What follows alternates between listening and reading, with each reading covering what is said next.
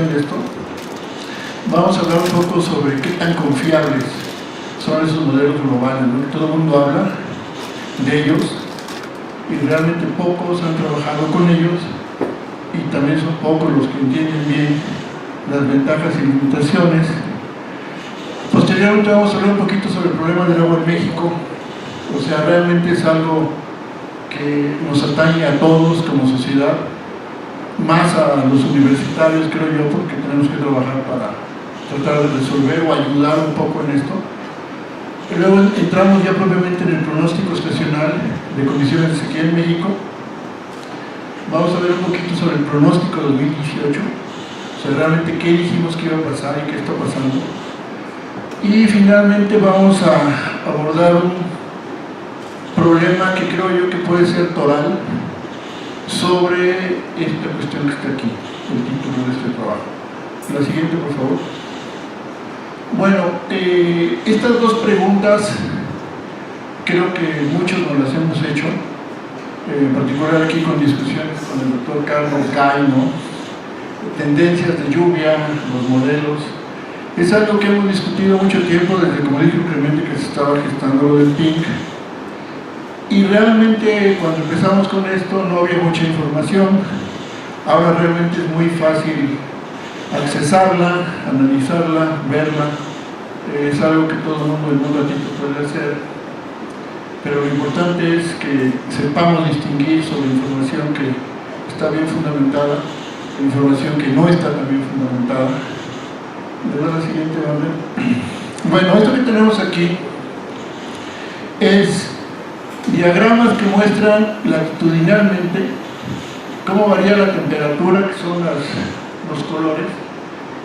Lo que está, digamos, de los grises para el rojo es que son las temperaturas máximas, y promediadas en 130 oeste, que sería aquí, 100 oeste y 90 oeste, ¿no? O sea que de este lado estamos lejos de la costa, aquí estamos cerca de la costa y cerca de la costa, ¿no?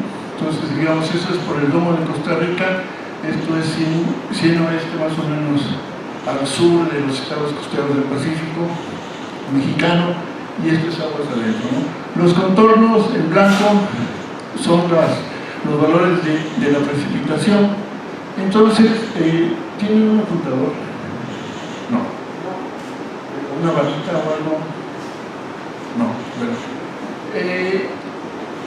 Realmente se ve claramente, ¿no?, que la lluvia sigue a los máximos de temperatura, ¿no? O sea, hay una relación entre dónde está el mar de máxima temperatura, dónde está la lluvia.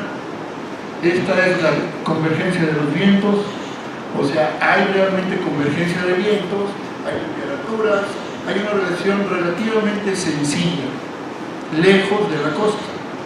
A medida que nos acercamos a la costa, la situación cambia, ¿no? Si ustedes se fijan,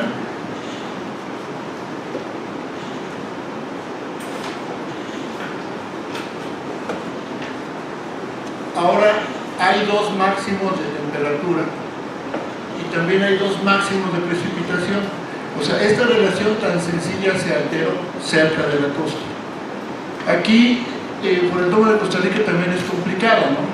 O sea, esta figura simplemente lo que trata de hacer es ilustrar que una relación sencilla, digamos, del libro del texto, cerca de la costa ya se complicó.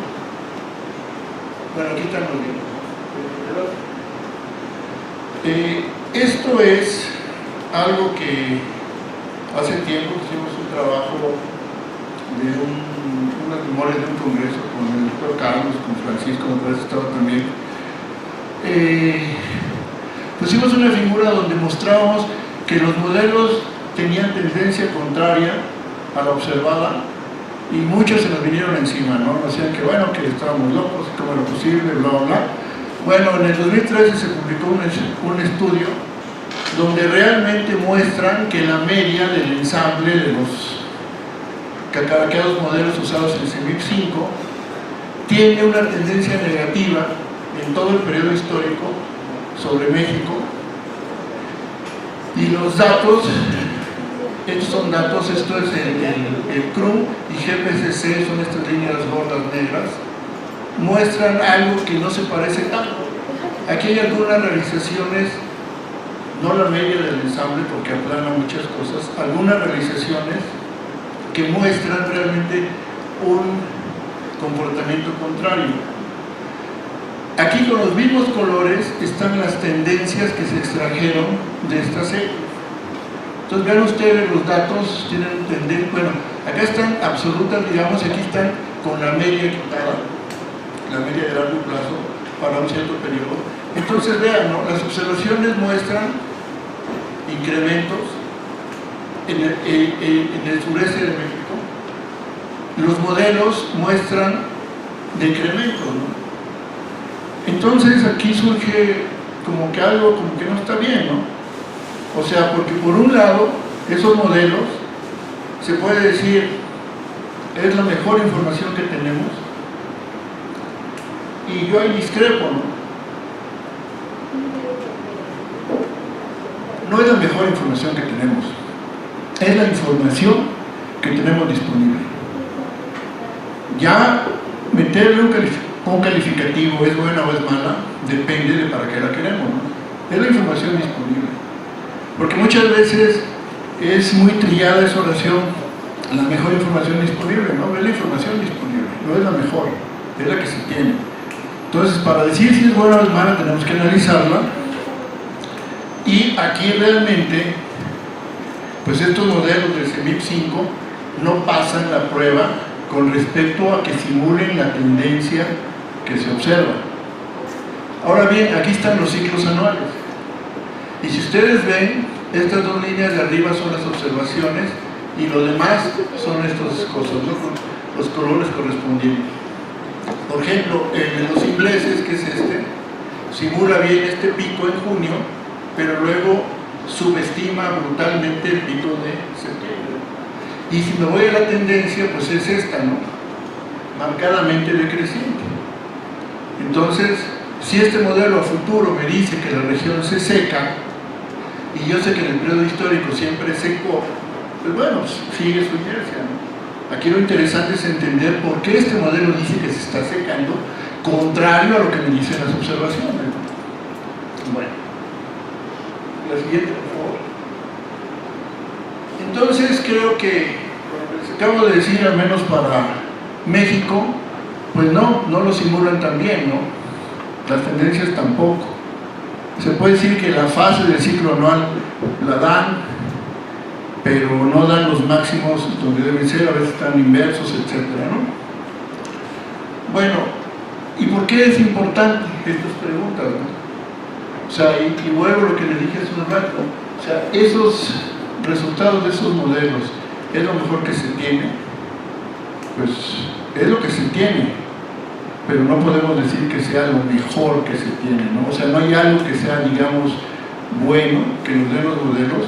Vamos a ver que sí existen cosas buenas, pero vamos a ver qué problemas tenemos para usarlo, ¿no? La siguiente banda, por favor.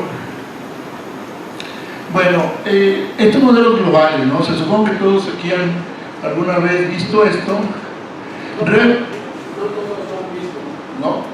Bueno, entonces, como no todos lo han visto, pues de lo que se trata es que tenemos unas ecuaciones que gobiernan, digamos, los procesos, ecuaciones de la física, que se conserva cantidad de movimiento, energía, todo esto, y esas ecuaciones se discretizan sobre un globo usando mallas, o sea, cubos, hagan de cuenta, con volúmenes distintos, ¿no? O sea, hay cubitos, hay cubotes.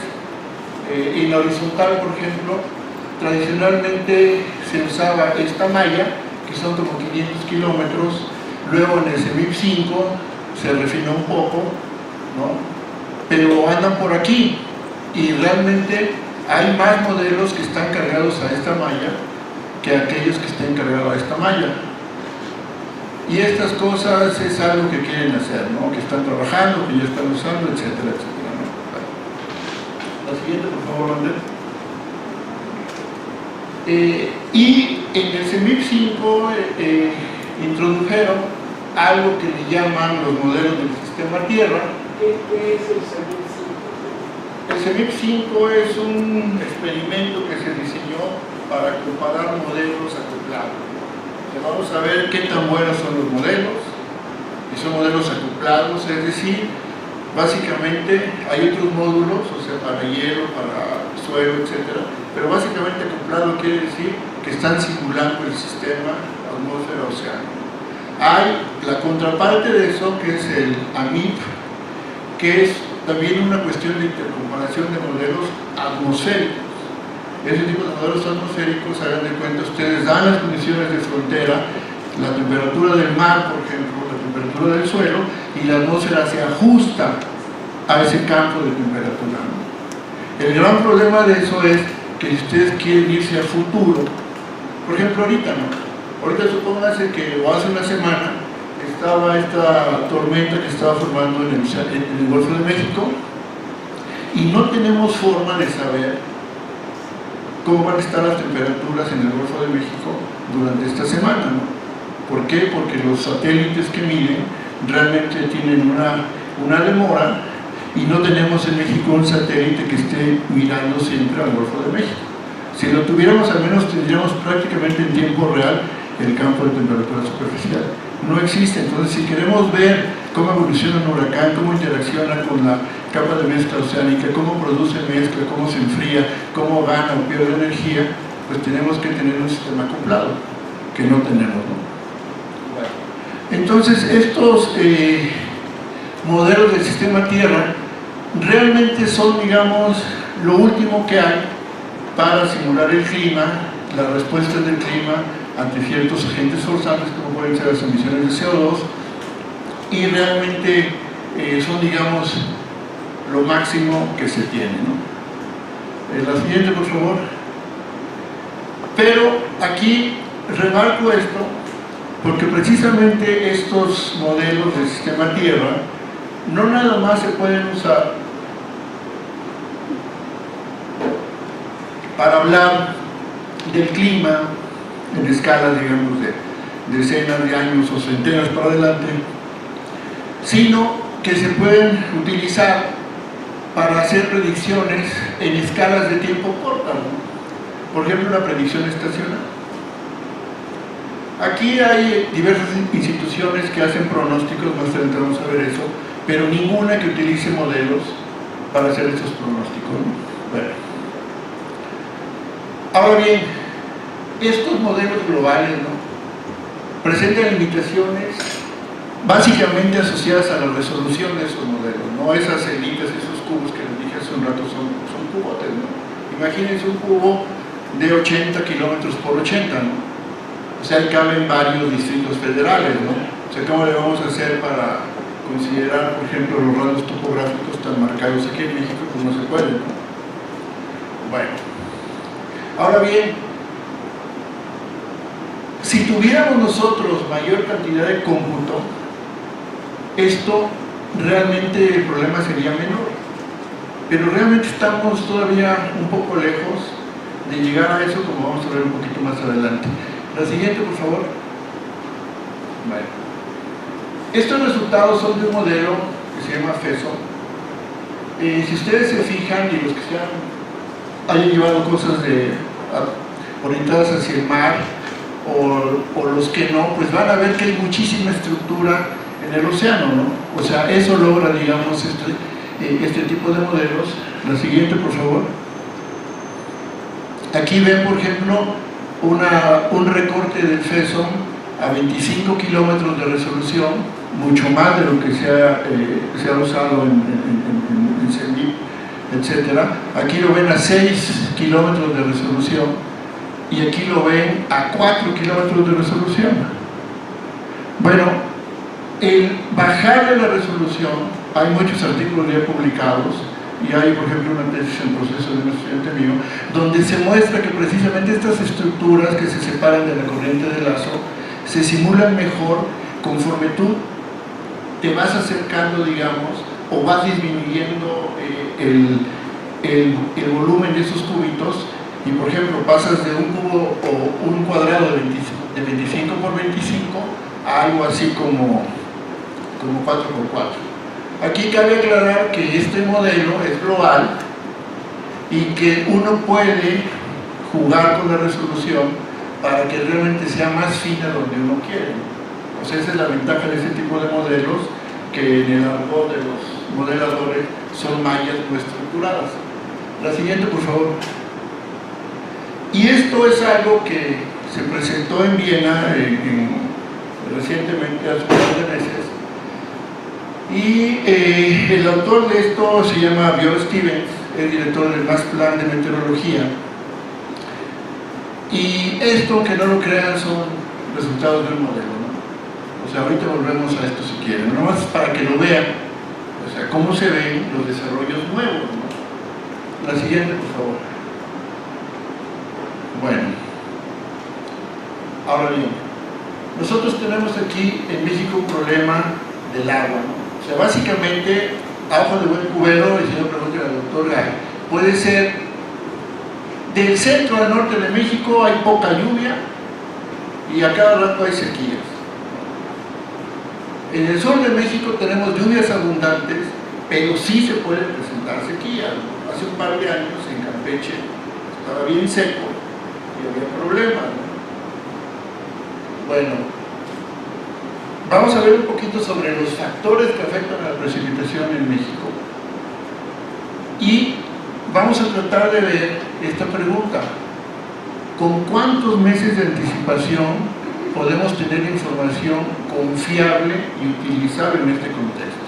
Hasta ahorita lo que sabemos es los modelos globales, la precipitación en México no lo hacen tan bien, pero hay modelos, este nuevo desarrollo de modelos, que cuando se les ha incrementado la resolución parece ser que trabajan bien. Entonces, ¿qué podemos hacer?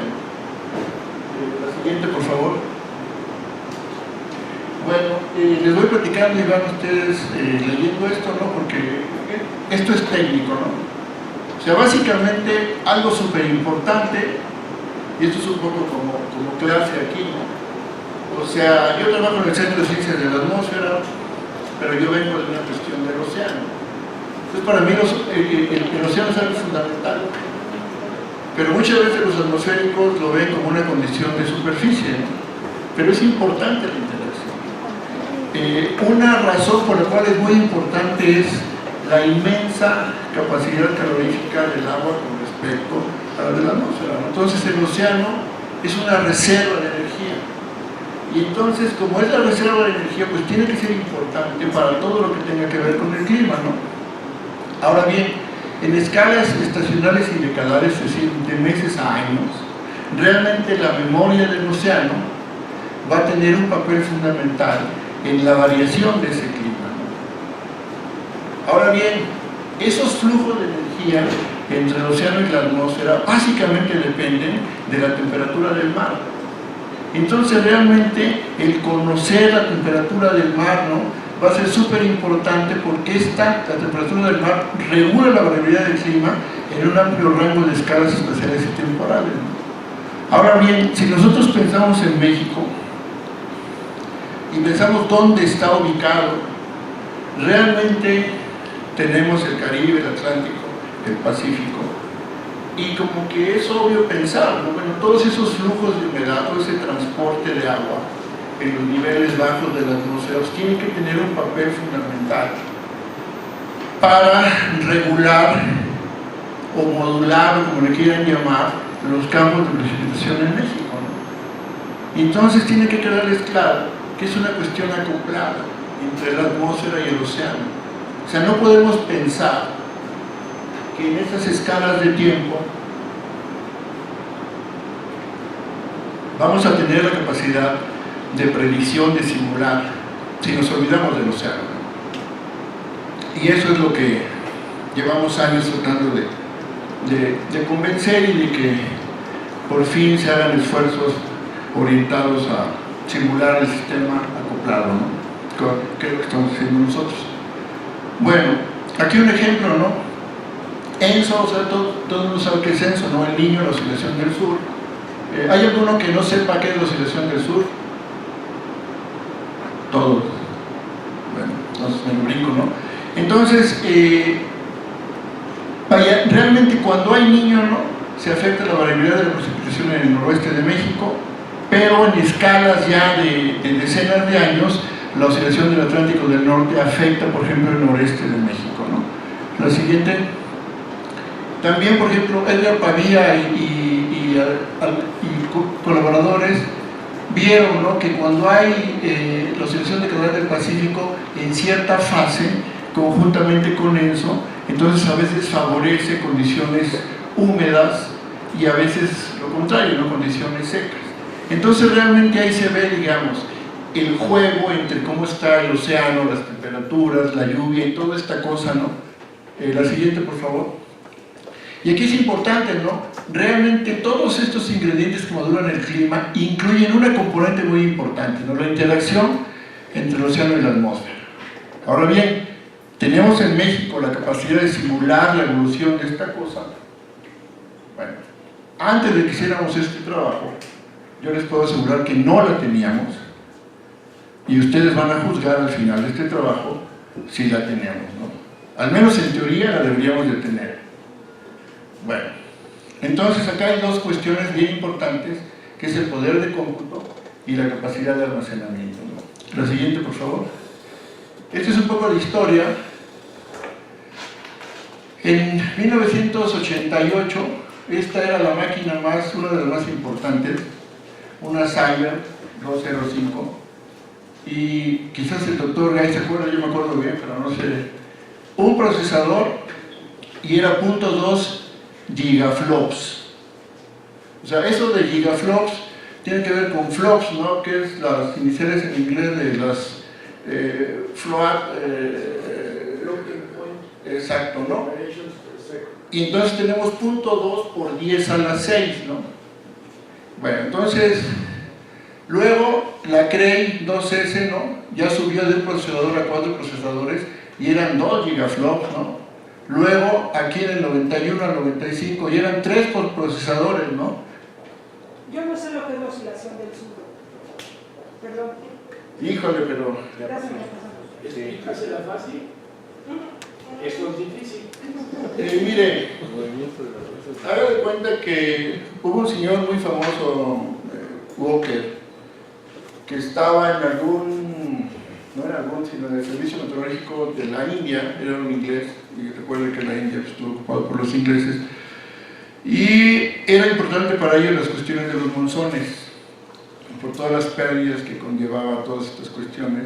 Entonces, los ingleses, dominadores, no tienen datos en todo el mundo, y entonces analizó los registros de presión del lado, digamos, cargado hacia América, Tahití, ¿no?, y del lado cargado hacia Oceanía, y entonces vio que la diferencia de las presiones a veces era positiva y a veces era negativa.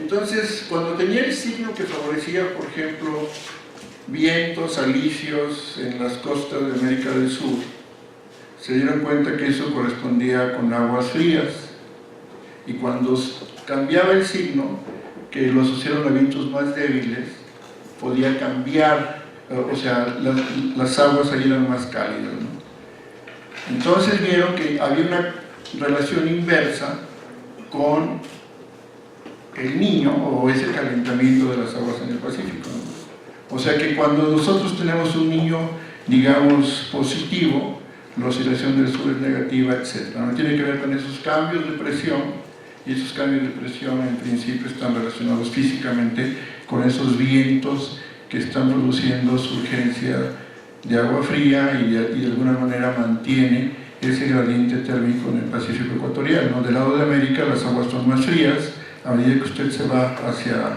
el Pacífico, digamos, central, son más calientes, y si llega a la parte de Oceanía, son más calientes, ¿no? ¿Sí? Bueno. Entonces, aquí, les decía, tenemos 3 procesadores, luego estamos en el 91, creo que sigue, ¿qué año? Este es que 91 aquí, aquí ya teníamos de 4 a 8, luego en el 94 hay 16, luego que hay 128, luego a mí ya me tocaron estas ¿no? No, esta y esta. Entonces vean ustedes, ya aquí tenemos 192 procesadores. Tenemos un clúster acá chiquito que tiene más o menos este número de procesadores, ¿no? O sea, tenemos esta capacidad ahorita, digamos, aquí, ¿no? La siguiente, por favor. Pero si ya nos vamos a lo más reciente, que es esta. Aquí ya hablamos de... ¿cuántos eran aquí? Son núcleos 2048 y son 2 por cada uno. Estamos hablando de más de 4000 procesadores. Esta otra ya eran 8000 y tantos procesadores, pero también vayan ustedes viendo la capacidad de almacenamiento, ¿no? Hasta llegar a lo último que se tiene, ¿no? Se tienen básicamente 100.000 procesadores. Aquí en el centro de la atmósfera tenemos, Jorge tiene 1000 y tantos, ¿no? Nosotros tenemos 200, hay como 2000, pero no trabajan conjuntamente, ¿no? O sea, son, digamos, acá hay 100.000, ¿no? La siguiente. Bueno, entonces, les decía que esto lo hizo Bjorn Stevens, y él es director del Max Planck. Ahí se van rotando la dirección, es lo de atmósfera, lo de química, o algo así de química, y lo de océanos, y son 3 directores de área, y hay un director general que es uno de ellos 3, y lo van haciendo rotativo cada ciertos años, ¿no? Y eso hasta que uno de ellos se jubile o algo así. Bueno, pues Bjorn Stevens agarró el 30% de los 100.000 procesadores. Se agarró 30.000 procesadores. Entonces, para simular un día de esto, se lleva una semana de cómputo. ¿Qué quiere decir? Que si yo simulo un mes, necesito 30 semanas. Si quiero un año de simulación, necesito 360 semanas o casi 7 años de cómputo. Pero si yo quisiera hacer una simulación histórica de 1900 al 2017, necesitaría 817 años. Pero si quiero hacer un ensamble con 12 miembros, pues ya necesito 10.000 años, ¿no? O sea, hacer un ensamble de la historia con estas características, y estoy hablando nada más de la atmósfera, no estoy metiendo aquí el cálculo de los océanos, pues necesito 10.000 años, ¿no? Entonces, ¿qué sacamos de acá? La gente que se dedica a esto, los investigadores que se dedican a esto, e investigadoras, lo pueden hacer. O sea, no se tiene el cómputo para hacerlo. De hecho, en esta ponencia mostraron estructuras y retaron a la audiencia, digan cuáles son las simuladas y cuáles son las observadas, ¿no? Y se veían prácticamente iguales, ¿no? Realmente es increíble lo que ha avanzado en una década todo esto, ¿no? Entonces, los modelos sí sirven, son confiables, pero todavía estamos lejos de poder explotarlos como se podrían hacer. La siguiente, por favor. Lo que significa esto que perdón. Un antes, sí, por favor. Para pronosticar un mes necesitas 30 semanas. Sí. Entonces quisieras pronosticar junio, vamos a dar el pronóstico de junio dentro de 30 semanas. Sí. O tener, digamos, es un pronóstico a cada pasado. o tener el 100% de la máquina nada más para eso y le bajamos más o menos a la tercera parte, o meter el doble de recursos o el triple. Pero si vale la pena. Eso lo iremos platicando. Exacto. Bueno, entonces acá la pregunta es, ¿tenemos en México la capacidad de simular la evolución? Pues, no. O sea, así como ellos, no. Pero ¿qué podemos hacer, no? Con lo poquito que tenemos de cómputo. Bueno, casi nada si se trata en escalas largas, ¿no? Como hacer simulaciones históricas y todo eso, ¿no? Lo podríamos hacer, pero necesitamos meterle más dinero, ¿no? Pero en el corto y mediano plazo, sí se puede hacer algo que nos deje algún beneficio, o al menos vamos a tratar de hacerlo, ¿no? La siguiente. Y entonces aquí es donde entra esto, ¿no?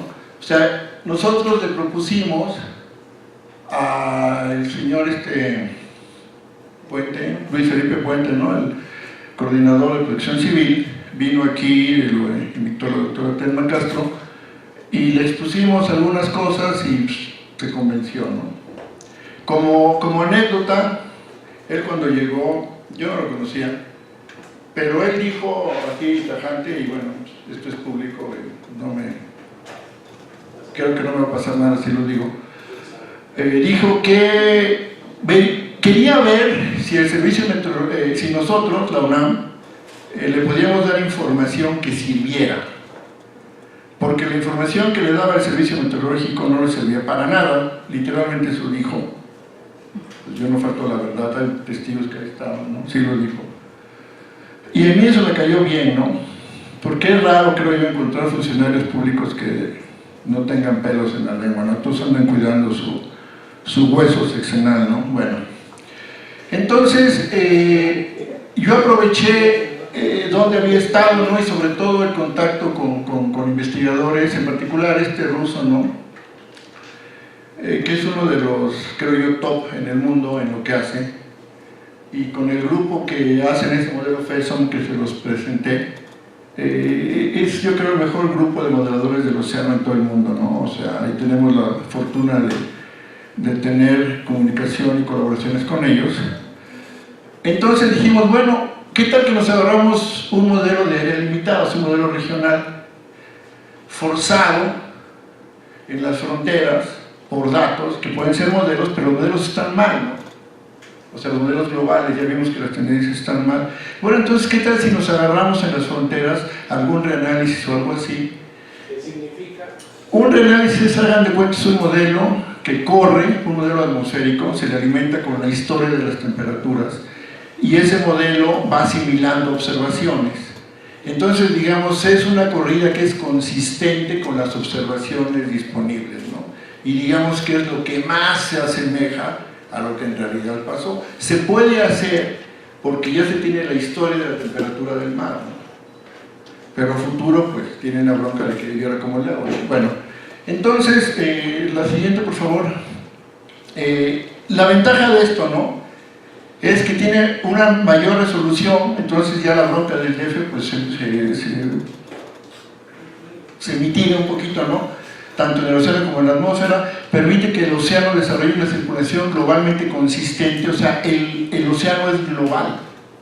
Y esa es una cosa también, digamos, novedosa en lo que hicimos, que el océano es global y está acoplado a un modelo atmosférico de área limitada, pero el océano es global.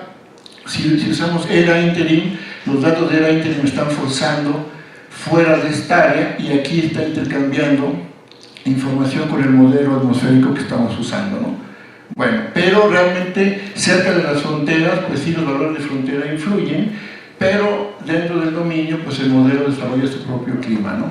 Y se trata de ver si se gana algo usando ese tipo de modelos. La siguiente, por favor.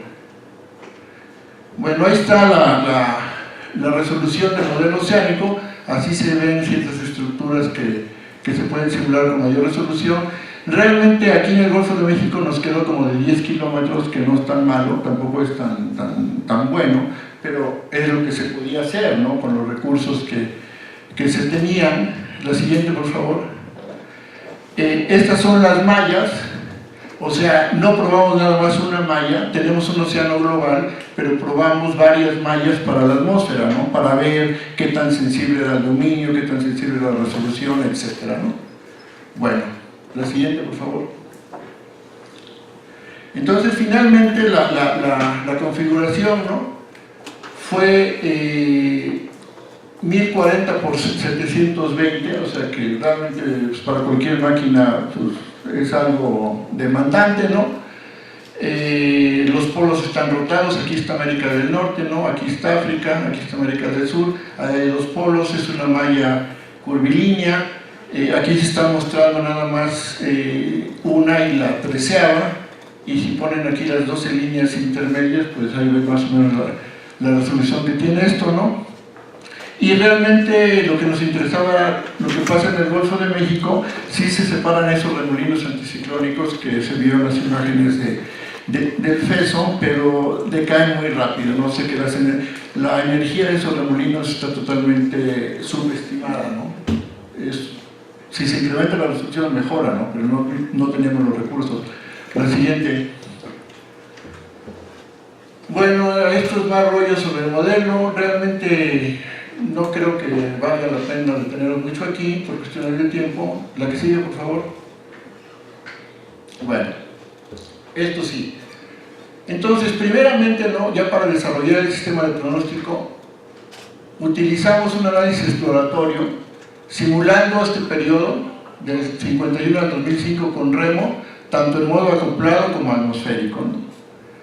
Las condiciones laterales se tomaron del análisis ERA 40. ¿Por qué? Porque cubre este periodo, ¿no? Y queremos tener un periodo largo para luego ver qué sucede con las tendencias, ¿no? Digamos, el sustituto de ERA 40 es ERA interim, que se comienza en el 79, y ya hay uno que se llama ERA 5, que es el sustituto de ERA interim, que valga la anécdota. David Adams, que es un investigador que trabaja ahí con nosotros, siempre que puede critica a los que usan reanálisis, pero cuando vio los resultados de ERA 5, públicamente se retractó. O sea, no entiende cómo los europeos lograron lo que lograron con ERA 5, y bueno, es simplemente publicidad de que estos reanálisis no son tan malos, ¿no? Bueno, entonces estas simulaciones tuvieron como finalidad ver qué tan sensible es la solución del modelo en un mismo dominio al incremento de la resolución espacial, tanto en modo atmosférico como acoplado, ¿no? Entonces utilizamos la malla NAT, que ahorita la van a ver, y con 3 resoluciones, 100 kilómetros, 50 kilómetros y 25 kilómetros, ¿no? La siguiente, por favor. Bueno, básicamente aquí tienen ustedes estos son los modelos en modo atmosférico, es la precipitación anual en milímetros por día. Aquí está la escala de Correa, no sé si se vea de allá, creo que no, ¿verdad? No. ¿O sí la ven? Sí. No se alcanza a ver qué significa. Pues no se ve, ¿no? O sea, tendría que estar la pantalla más arriba, pero bueno. Los tonos, digamos, más cafés es que llueve menos y luego llueve más en los verdes hacia los azules y los morados, ¿no? Entonces estos son los modelos en modo atmosférico a 100, 50 y 25 kilómetros. Este es el modelo, el acoplado, con una cierta parametrización, digamos, como optimizada a 100, 50 y 25. Este es un acoplado, pero con unas ciertas fallas todavía en la parametrización de lluvia en 100 y 50, y estas son observaciones, ¿no? Entonces, si se fijan, realmente los atmosféricos como que dan mucha agua, ¿no? En esta parte. Estas son las observaciones, ¿no? Vean cómo todos estos sobreestiman marcadamente la cantidad de lluvia. Y si comparan, digamos, los de mayor resolución, que realmente sí hay una convergencia hacia algo mejor de estos acoplados con estos atmosféricos, y comparan los máximos exponentes de cada familia, que sería este, atmosférico a 25, acoplado a 25, con las observaciones, pues creo que van a coincidir conmigo en que este le pega mejor a este, ¿no? En particular, esta cuestión aquí, que tiene que ver con el Domo de Costa Rica, ¿no? Que es una zona ahí del mar que hace que tengamos agua fría, ¿no? Que tiene que ver con las contracorrientes ecuatoriales, una dinámica muy compleja. Hay, digamos, una parte que tiene poca lluvia, que la representa bastante bien el modelo acoplado. La siguiente, por favor. Esa es un perfil latitudinal de la precipitación promediada zonalmente, y entonces aquí las observaciones son el CRU-H, que es esta línea magenta, el ERA interim es un reanálisis está verde, el TRMM, que son datos de satélite, la línea negra, y el modelo acoplado a 25 kilómetros es la línea gorda roja, ¿no?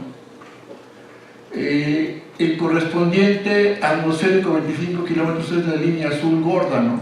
Entonces se ve también aquí que el acoplado tiene un mejor desempeño, ¿no? La siguiente. Aquí se ve todavía más claro, ¿no? Esta es la precipitación anual como un zoom, el modelo atmosférico, aquí está el modelo acoplado y aquí están observaciones de satélite, ¿no?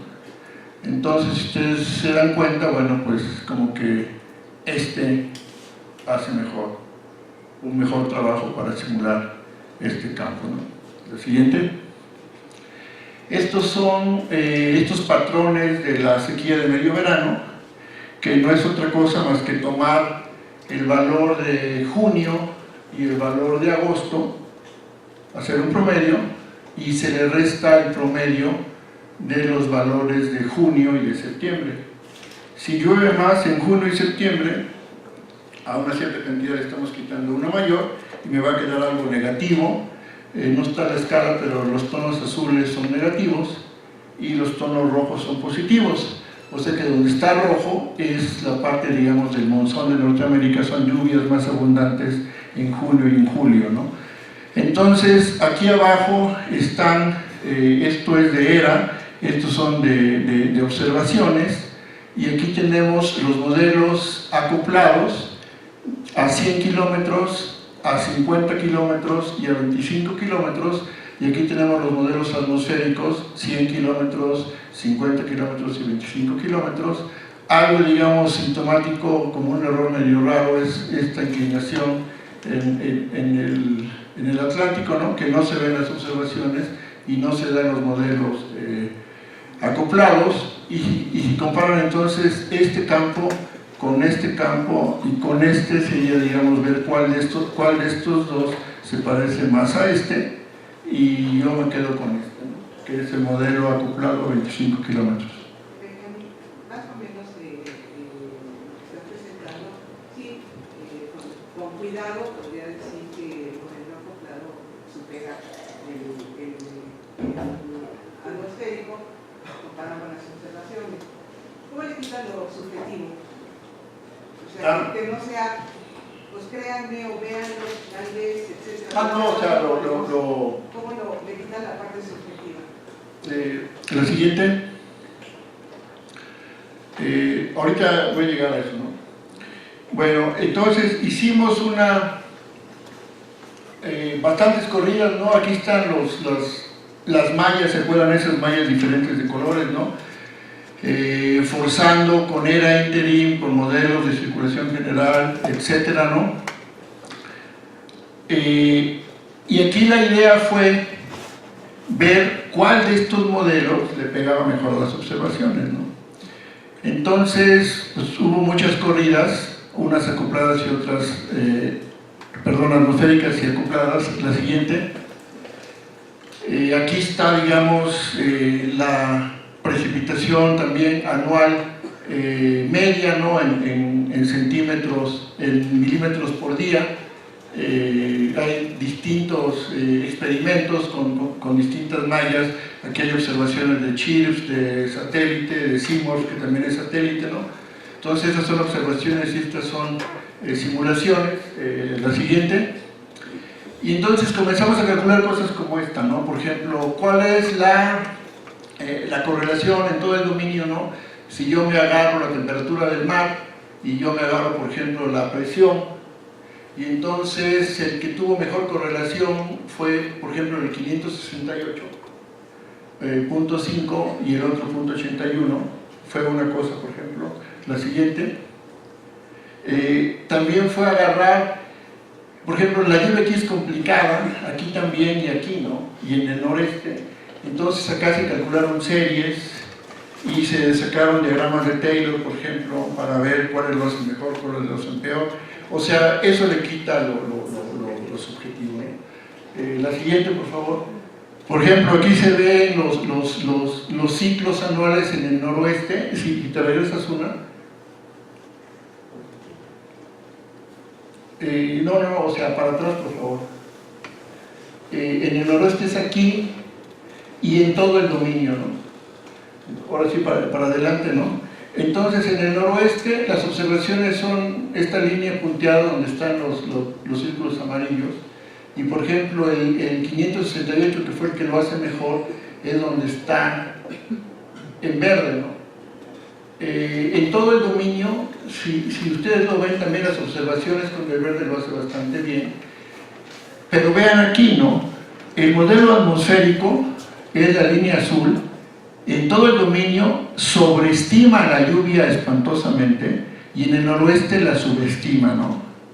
Entonces, a todas luces, no deberían usarse modelos atmosféricos, o al menos ver que lo hagan bien, ¿no? Aquí hay algunas cosas, ¿no? Donde dijimos, bueno, desempeño, ¿no? En todo el dominio, en el Pacífico, en el noroeste, en el centro-sur, en el sureste, y fuimos sacando numeritos. La siguiente. Este fue el que se eligió, y esto es algo que también es importante y que vale la pena analizarlo, o sea, no lo hemos hecho. Pero básicamente es la correlación entre el modelo 568 contra CIMORPH, que es una base satelital, contra TRIM, que es otra base satelital, contra CIMAP, que es otra base satelital, y contra GPCC, ¿no? Que son observaciones en tierra. Todo lo que va del rosa para arriba son correlaciones arriba de 0.7. Pero lo que es importante es ver que el patrón es bien consistente en todas las bases, pero algo muy o más importante es que en el noreste de México la correlación es baja. Entonces, gente del meteorológico, ¿cómo se llama él? Ricardo Prieto, que a pesar de tener un puesto administrativo hace cosas todavía un poco de investigación. Él me comentaba que revisaron cosas con el WRF y que tienen problemas para simular la lluvia asociada a los frentes. Entonces por ahí puede ir esto, ¿no? O sea, que sea un problema de las lluvias de la parte final del año, inicio del año, no sé. Esto está como algo que se tiene que estudiar, pero bueno, la siguiente. Esta es la serie observada de la suma de todas las bases disponibles y de los modelos que lo hicieron más o menos bien o bien. Y si compara la línea negra con la verde, pues bueno, como que no está tan mal, ¿no? ¿Ok? Bueno, en esta zona, que esta zona es muy problemática. La siguiente, por favor. Bueno, entonces básicamente nuestro análisis no indica que los modelos atmosféricos sobreestiman marcadamente la precipitación en el Pacífico tropical oriental, pero debido, ¿no?, a que es súper importante la interacción entre el océano y la atmósfera, para que nosotros lo podamos simular bien, tenemos que agarrar forzosamente un sistema acoplado. Y era importante, ¿no?, porque muchas de las personas en el CENEPRED nos decían, no, espérense, ¿para qué se van a gastar tanto esfuerzo si pueden ustedes prescribir las temperaturas, ¿no? O sea, el estado del océano del año 2017, ¿no?, y ustedes simulan el 2018 ya, ¿no? Bueno, o sea, según nosotros no sale, y vimos que no sale, y es importante usar algo acoplado, ¿no? Bueno, entonces ya después vino la parte de ahora sí, ya probé que el modelo funciona, ya tengo un dominio, ya está todo listo, ahora lo voy a correr. Pero ¿con qué lo voy a correr, no? Si todo lo que les mostré aquí, por ejemplo, era interim, era 40, y todo eso se queda hasta el 2016, ¿no? Entonces surge la pregunta, ¿con qué lo corro? Con los modelos estos globales, pero que ya vimos que tienen broncas en la tendencia, ¿no? Entonces ahí es una cuestión, digamos, un poco delicada. La siguiente, por favor. Pero entonces lo que nos salvó fue que en estos centros de predicción, ¿no? de los ingleses, de los gringos, de los alemanes, el Max Planck, realmente hay muchos esfuerzos para hacer estudios de predicción estacional. Y algo bien importante es este experimento MICLIP, que MICLIP lo que trata de hacer es, se agarra uno de estos sistemas de modelación de la Tierra y entonces ese modelo lo corre a futuro y entonces sacan predicciones decadales. Y esas predicciones decadales están desde 1960 y tantos hasta la actualidad. Entonces dijimos, bueno, ¿qué tal que nos agarramos condiciones laterales de esas predicciones decadales y usamos nuestro sistema por mayor resolución y vemos qué sucede, ¿no? Entonces, eso fue lo que se hizo. Este MICLIP está basado en el modelo sistema terrestre del Max Planck, ¿no? Y ojo, tiene la atmósfera de baja resolución, que es en la figura inicial la que mostraba que la lluvia bajaba un poquito, ¿no? O sea, quizás no me enfaticé lo suficiente, pero luego si hay preguntas podemos volver a esto.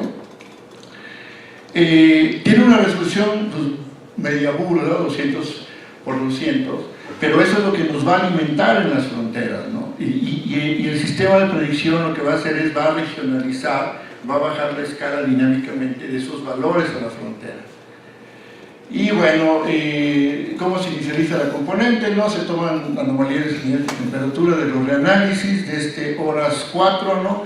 Y la componente atmosférica del ECAM se inicializa con ERA 40 antes del 1990 y el ETRIM después.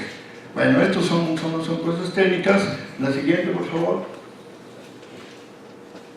No, una anterior. Entonces, ya que se tiene el sistema inicializado, se simulan 10 años consecutivos, comenzando en 1961. Se trata de ver, no supe cómo traducir eso, ¿no? Es como ver algún evento pasado, ¿no? Simulaciones en Hindcast, no sé en español cómo se dirá, ¿no? Pues, pero bueno. Se simuló de 61 y se acaba en el 2014, simulando 10 años para adelante. Como ya sabemos qué pasó, podemos verificar que el modelo no esté dando resultados que sean erróneos, ¿no? O qué tan buena es la solución del modelo. De estos periodos, bueno, nomás vamos a agarrar 3 para nuestros experimentos y para cada periodo de Hindcast se realizaron 10 simulaciones, ¿no? Pero realmente nada más vamos a agarrar 3 de ellos, ¿no? Bueno, realmente, como son simulaciones acopladas, ya no hay nada de que las voy a jalar las observaciones, ni que les meto algo que se llama nudging, que es tratar de que se venga para acá, otra cosa que es nudging espectral, que los URF adolecen eso, sino que se deja libre, pero sí se le da los rozamientos, digamos, que se sabe que ya ocurrieron, ya están medidos, ¿no? Entonces, estos predicciones decadales, ¿no? Se van, digamos, a regionalizar con el sistema que les acabo de presentar, que ya vimos que funciona, ¿no? Y entonces vamos a ver qué salió. La siguiente. Esto que está aquí son las observaciones, es enero, febrero, marzo, abril, mayo, junio, julio, agosto, septiembre, octubre, noviembre, diciembre, del satélite. Es al mes de enero le quito la media anual, al mes de febrero le quito la media anual, etc. Y esto me da una idea en espacio de cómo está avanzando el ciclo de la lluvia. Por ejemplo, según esto, enero, febrero, marzo, abril, mayo. En mayo ya empieza, en junio ya empieza a llover más, ¿no? Entonces, este es el modelo, vean, enero, febrero, marzo, abril, mayo, junio, julio, agosto, septiembre, etc., ¿no? Entonces, si comparan lo observado, lo medido con lo simulado, es un promedio desde 1960 hasta el año 2000, y todo esto fue regionalizado con esas predicciones multidecadales, ¿no? Entonces dijimos, bueno, como que pasa la prueba, ¿no? O sea, no está tan mal, o más bien no está mal. La siguiente. Y entonces dijimos, bueno, vamos a agarrarnos ahora, y hay un índice muy trillado, ¿no? El índice estandarizado de precipitación. Y entonces agarramos una zona, al ratito lo voy a poner, que es básicamente el sureste de México, es el estado de Chiapas, el estado de Oaxaca y el estado de Guerrero, ¿no? Esos tres estados. Y entonces acá están este índice de precipitación calculado a partir de 3 bases observacionales, CHIRPS, LIBNE y CIMAP, y el modelo es la línea roja, ¿no? Entonces este es el ENSO del 83. Entonces, bueno, pues, los modelos bajan y el modelo, o sea, las observaciones bajan aquí y también baja, indicando que hubo condiciones de sequía, pues más o menos, ¿no? Si nos vamos ahora al niño 97-98, como se veía un poco mejor, ¿sí? La siguiente, por favor. Aquí tienen, para el mes de mayo de 1998, le quito la media de estos 30 años, y es como se ve la anomalía que está en las unidades, aquí sí se ven, de la base LIBNE, que es una base de datos, que desgraciadamente nada más llega hasta el 2013. Este es el modelo, este es el TRMM y este es el CIMAP, y entonces ven que el modelo en el noreste falla, ¿no? Pero si recuerdan esas correlaciones, como que hay un problema en esa región, ¿no? En el noreste. La siguiente, por favor. Y esto es algo que realmente causó ese furor que les digo, ¿no? Y les voy a explicar por qué. La condición inicial fue el 31 de diciembre del 2012. En el 2015 se presentó un fenómeno del Niño. Y el modelo, que es la línea roja, o cuál es, la línea azul, simula ese ENSO. Ahorita van a ver el patrón, ¿no? Entonces, cuando yo mostré esto, pensaban que lo que les estaba enseñando era ínterim. Entonces, pues era ínterim, se corre con las temperaturas observadas, pues da el ENSO, pues qué bueno, ¿no? O sea, no es nada del otro mundo. Pero pensar que este modelo comenzó el 1 de enero de 2013, simuló 13, 14 y unos meses del 2015 y le pega al ENSO. ¿Qué quiere decir? Que lo vio 2 años y fracción para adelante, y ENSO tiene una barrera de algunos meses de predicción, ¿no? Por cuestiones ahí que están bien entendidas, pero yo siento que todavía le falta mucho a eso, ¿no? Entonces realmente el modelo tuvo un desempeño bastante bueno, ¿no? Y eso es novedoso, o sea, nos exhortaron a escribir algo rapidísimo de esto, ¿no? De hecho ya hay 2 o 3 revisores que nos dicen que ellos lo revisan, y bueno, en eso estamos, ¿no? La siguiente, por favor. Este es el patrón, por ejemplo, en el 98, para mayo. Entonces vean, por ejemplo, las observaciones de CHIRPS, de CIMAP, del LIBNE, y vean, esto es el modelo, ¿no? O sea, en gran parte, por ejemplo, comparando con este patrón se parece, lo azul acá en Yucatán, acá está más azul, pero otra vez, ¿no? En el noroeste bien, pero aquí mal, ¿no? Y como que hay algo ahí sistemático. La siguiente, por favor. Y este es el del 2015, ¿no? Para agosto. Este es GPCC, que son datos, CIMAP, que son datos, CIMORPH, que son datos, CHIRPS, que son datos, LIBNE, que son datos, TRIM, que son datos, y el modelo, ¿no?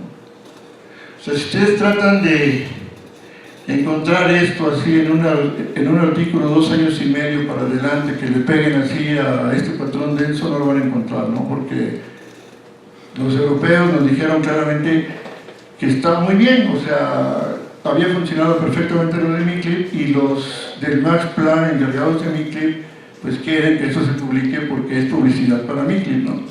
Y pues a nosotros nos conviene también. Bueno, la siguiente. Esta serie es aquí en el sureste, pues no se ve, pero es Chiapas, Oaxaca y Guerrero. Y entonces vean, ¿no? La línea negra y magenta corresponden a las observaciones, ¿no? Que serían la negra trim y la magenta cima.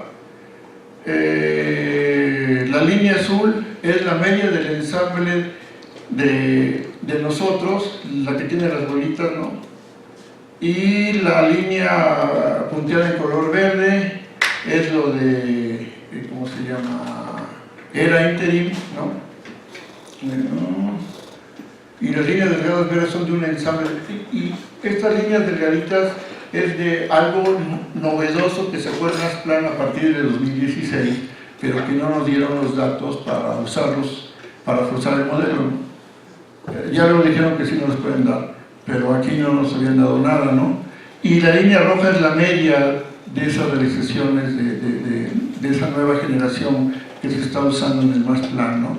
Entonces, si ustedes comparan la azul con la negra, con la magenta, pues se ve bastante aceptable, ¿no? Lo siguiente. Esto es en la región noroeste, que es este cuadrado. A David Adams se le hizo muy raro, ¿no? Que si ven las observaciones, y con respecto al azul, que son las del modelo, pero hizo bastante bien, ¿no? O sea, realmente, y otra vez, ¿no? El modelo comenzó aquí, entonces fue 1, 2, 3, al cuarto año, el modelo le pega este pico del monzón, ¿no? O sea que, pues mal no está, ¿no? La siguiente. No nada más ahí, por ejemplo, en la zona del Golfo de México, que es este cuadrado que está aquí, también el modelo no lo hace tan bien como en el sureste, pero tampoco lo hace mal, ¿no? Otra vez en el noreste fue donde lo hizo peor. Lo siguiente, por favor. Bueno, llegamos al pronóstico 2018. Y aquí sí es importante que pongan mucha atención, ¿no? Este es uno de esos centros que saca sus pronósticos. Pero entonces vean, la condición inicial, aquí es el 23 de diciembre, el 24, el 25, etcétera, hasta llegar al 31. Y entonces vayan viendo la parte del noroeste de México, ¿no? Donde están colores de los blancos hacia amarillos y rojos, es que hay un déficit, una anomalía negativa, y de los verdecitos a los azules es que es positiva, o sea, condiciones más húmedas. Entonces realmente en el norte de México siempre fue seco, exceptuando este último que está aquí. Ahorita les voy a hacer un acercamiento. La siguiente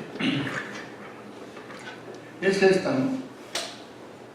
Es decir, este pronóstico es el pronóstico de enero de ese centro de Estados Unidos que se hizo el día 31 de diciembre. O sea, un mes para adelante, ¿no? Este es enero del 2018 que nosotros hicimos partiendo del 2013. Entonces, se pronosticó condiciones más húmedas de lo normal en el noroeste de México. Y ya sabemos que eso sí ocurrió. Los americanos 2 semanas antes lo daban como más seco. Entonces funcionó mucho mejor lo que nosotros hicimos. Lo siguiente. Este es lo que dijo que iba a suceder el servicio meteorológico, ¿no? Básicamente estaban diciendo que enero iba a ser como de un 50 a un 75% de la normal. O sea, básicamente lo que hacen aquí es agarran el valor medido de ese mes, lo dividen entre la normal meteorológica y lo multiplican por 100. Si son iguales es 1 por 100 de 100, Si se pasó la estimación, pues ya queda más arriba del 100, y si fue más chico, entonces queda más abajo, ¿no? Y esas son sus anomalías. Esto fue lo que ellos reportan ya observado, medido en esta semana, ¿no? Entonces ya se empieza a ver aquí esas anomalías que sí se presentaron. Lo siguiente. A ver, ¿le das otra, por favor? ¿Te podría regresar? Otra. Bueno, ya entonces para adelante, por favor, sí. Una más. Algo que discutimos en el informe que les entregamos es que el servicio, además de fijarse mucho en el pronóstico de los americanos, se fija en este pronóstico, ¿no? Viene de un instituto que se me olvidó el nombre,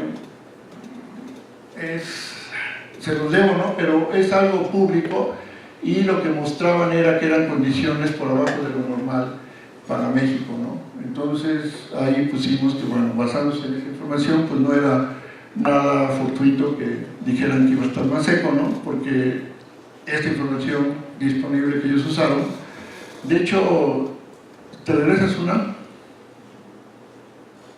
Aquí dice, ¿no? A ver, se llama APEC, que es son las iniciales, ¿no? O sea, creí que venía aquí, pero bueno, para adelante, sí, por favor, una más. Ahora bien, como les dije, comenzamos a partir de 2013, pero luego nos dijeron, bueno, les podemos soltar información más reciente. Entonces los de Senapred también nos dijeron, bueno, nos conviene, y agarramos ahora la simulación del 1 de enero del 2017 hasta el 2026, ¿no? La siguiente. Esto es para el mes de abril del 2018, el pronóstico del meteorológico que se liberó en febrero. Estos son los datos de CIMORPH, y esto es lo que nosotros calculamos. ¿Le das una y una más, por favor? Esas dos que pasaron, o sea, si te regresas, dale y dale. No, o sea, bueno, ahí está bien. Básicamente, ¿qué nos dice? Ellos en este último que liberaron en febrero, a ver, dale para adelante, sí, por favor, uno. Marzo, este se liberó en marzo. Si ustedes comparan el pronóstico que ellos hacen con lo que se midió, pues no se parece en nada. Estos son los datos observados, y esto es lo que se pronosticó con nuestro sistema, ¿no? La siguiente. Una más, por favor. Dale. Eso es para mayo, ¿no? Es el mes que está por finalizar. El meteorológico pronostica condiciones muy secas aquí arriba y muy húmedas en Chiapas. Hasta el día 17 de mayo, esto es lo que se ha medido la anomalía. Estos son datos de satélite, lo poquito que había disponible, y esto es lo que se está pronosticando, ¿no? Yo he estado viendo cómo está la evolución de la lluvia aquí, y hay que esperar, ¿no? Todavía faltan 2 días. Yo sinceramente no creo que quede una anomalía negativa aquí, pero bueno, hay que esperar, ¿no? O sea, nosotros dijimos que llovía más aquí. O sea, esta parte es consistente, pero esta parte no es tan consistente, ¿no? Hay que ver. La siguiente. Una más. Otra. Bueno, entonces en general, ¿no? Este sistema de predicción de sequía realmente, exceptuando la región noreste de México, o sea, los resultados no están nada mal. Es mejorable. ¿Cómo? Usando mayor resolución. Esto que les mostré son 50 kilómetros de resolución. Si lo bajamos a 25, de seguro va a mejorar, ¿no? O sea, ya tenemos estudios previos que indican que el incremento de la resolución mejora. Realmente hay que incrementar el número de miembros del ensamble, o sea, hay que tener más corridas, ¿no? Mientras más corridas se tiene, mejor es la estimación. En fin, ¿no? O sea, ahora ya nada más resta que realmente haya su voluntad, ¿no? Digamos, política, de implementar esto. No es mucho dinero lo que se requiere, ¿no? Básicamente es la computadora, ¿no? Y pues unos cuantos fondos ahí para mantenimiento y para viajes y un poco de honorarios y todo eso, y ahí se va, ¿no? O sea, la siguiente, por favor.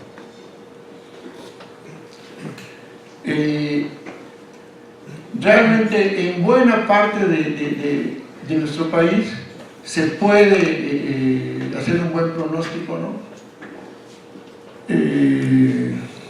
Bueno, esto era parecido a lo anterior, ¿no? No sé qué pasó ahí. La siguiente banda. Ya, a ver. Bueno, y ya para finalizar, en 10 minutos máximo, En 5. les voy a hablar sobre ese problema de la lluvia en México que podríamos tener. Aquí nos pegan las dos cosas, ¿no? Sequía y lluvias. La siguiente. Entonces, es importante entender qué está pasando aquí con la lluvia, ¿no? ¿Esa variabilidad es natural o realmente es reflejo de algo, ¿no? La siguiente, por favor. Este es el artículo que enviamos, ¿no? Aquí está el doctor Carlos Gay. Bueno, está siendo revisado, ¿no? La siguiente, por favor. Entonces, básicamente, todo el chiste, ¿no? de estas técnicas es como un tamizado. Agarran una serie de tiempo, calculan máximos, mínimos relativos, lo restan de la serie original. No voy a perder tiempo con eso, pero las series que nosotros utilizamos eran 140 años, 140 valores, y con este procedimiento se extrajeron 6 modos. Esos 6 modos ustedes los suman y recuperan exactamente la serie original, y no hay que suponer nada.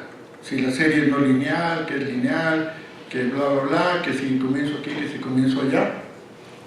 Básicamente lo importante de esta metodología es que conforme los datos van creciendo y yo sigo estimando las tendencias, los resultados no son sensitivos a que yo incremente la serie. Porque luego si hubo una tendencia y luego cae, pues se va a ver como una oscilación de periodo muy largo, etc., ¿no? Bueno, la siguiente, por favor. Esta línea azul que está aquí es la precipitación anual acumulada en Tacubaya.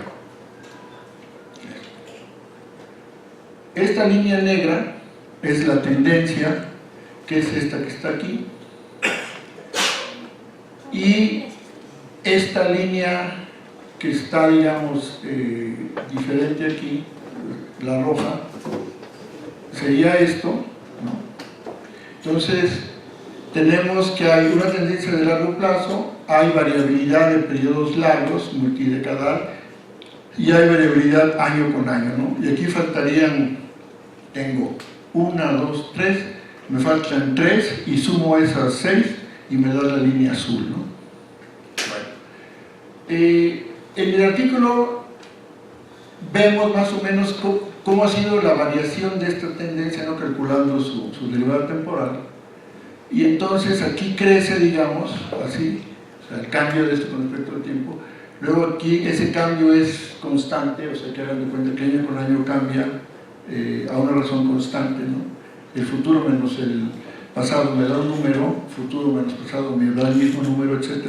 Y eso es esta cuestión que está aquí. Ahí discutimos por qué realmente esta cosa no se puede explicar únicamente por el calentamiento del planeta. O sea, que se mantenga esto, ¿no? Bueno, la siguiente, por favor. esta línea que está aquí es la temperatura del mar en el Atlántico del Norte, en una región que generalmente se usa un promedio ahí para calcular un índice que le llaman la oscilación multidecadal del Atlántico.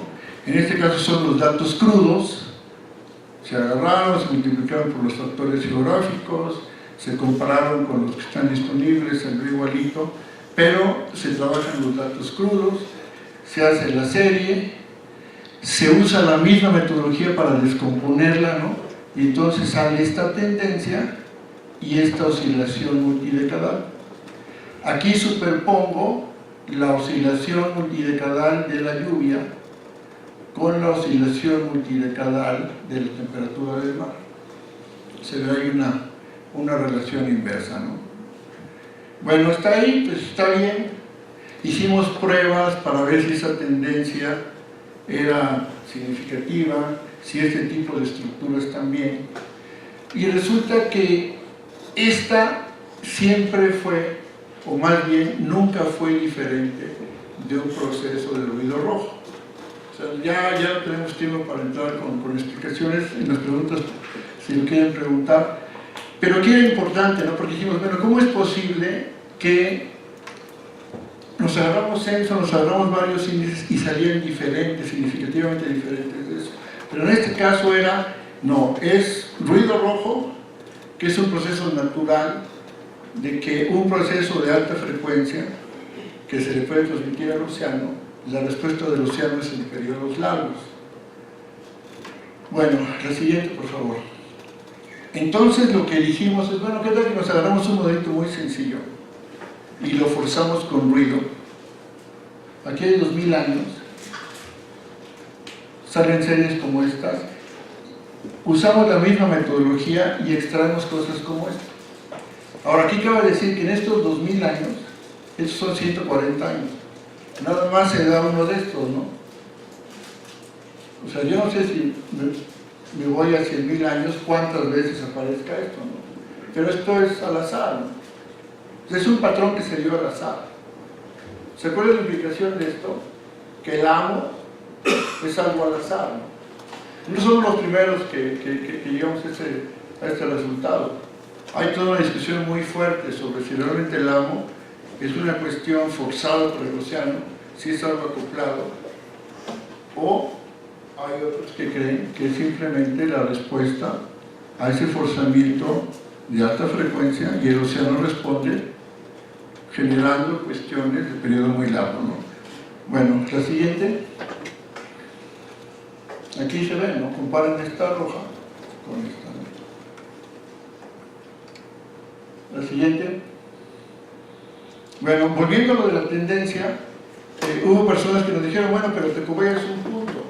Bueno, pues sí, entonces nos agarramos lo que hay en la periferia.